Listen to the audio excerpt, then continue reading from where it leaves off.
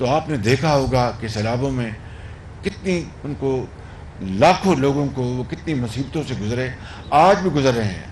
آپ نے ان کا ہاتھ تھاما، اللہ تعالیٰ آپ کو اس کا اجر دے گا۔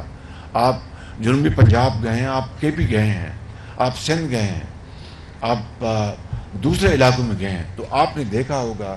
کہ غربت نے ابھی بھی کتنے ڈیرے جمائے ہوئے ہیں۔ اگر پاکستان میں ابھی 2 دن پہلے سعودی عرب سے ہو کے اپنے یو اے سے ہو کے آیا ہوں، وہاں پر یو اے کے جو صدر ہیں میرے بھائی جناب محمد بن زائد، انہوں نے انتہائی محبت اور شفقت سے انہوں نے وہ پیش آئے، انہوں نے اپنا دل کھول دیا ہمارے آگے، اور پاکستان کے جو اس کو جو چیلنجز ہیں، اکنامک چیلنجز، ہم سب کو پتہ ہے، میں یہاں پر اس کی تفصیل بیان نہیں کرنا چاہتا۔ تو میں نے ان سے کہا کہ آپ نے $2 ارب کا جو قرضہ دیا ہے پاکستان کو، مہربانی کر اس کو رول اوور کر دیں۔ اور میں نے فیصلہ کیا تھا کہ مزید ان سے میں قرضہ نہیں مانگوں گا، لیکن میں شومی قسمت دیکھیے کہ اس وقت پاکستان جن مصائب سے مشکلات سے گزر رہا ہے، میں نے پھر آخری وقت فیصلہ کیا اور ہمت باندھی کہ میں ان سے مزید قرضہ مانگوں۔ تو ہمارے ساتھی وزراء اور سب بیٹھے تھے، ان کی بھی ٹیم بیٹھی تھی، تو میں نے کہا کہ جناب میرے آپ بڑے بھائی ہیں اور مجھے بڑی شرم آ رہی ہے، لیکن مجبوری ہے، ہمارے معاملات جو مالی معاملات جو ہیں اس وقت بڑے IMF کی شرائط میں ہم جکڑے ہوئے ہیں، ابھی بھی 9th ریویو مکمل نہیں ہوا، ان کے شرط ہے کہ جناب بجلی کی قیمتیں بڑھائیں، فلاں قیمتیں بڑھائیں، غریب آدمی کو ہم کتنا اور بوجھ ڈالیں۔ بہرحال یہ تفصیل تو میں نے ان کو نہیں بتائی، میں نے کہا کہ مسائل آپ جانتے ہیں، آپ ہمیں $1 ارب اور دے دیں۔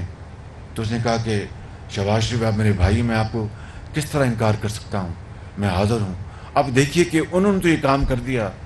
جب میں ان کے ساتھ علیحدہ 1-on-1 میٹنگ کے لیے میں گیا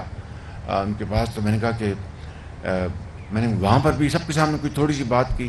وہاں پر میں نے تفصیل سے بات کی کہ مجھے آئی فیل ویری امبیرسڈ کہ میں آپ سے ہر دفعہ آتا ہوں، کوئی اور آتا ہے تو آپ کہتے تو نہیں، لیکن دل کے اندر تو آپ سمجھتے ہوں گے یہ پیسے مانگنے آ گئے ہیں۔ تو میں نے کہا کہ یہ پاکستان ایک مثال اس کی یہ ہے کہ ایک ہاتھ میں ہمارے ایک نیوکلیر طاقت ہے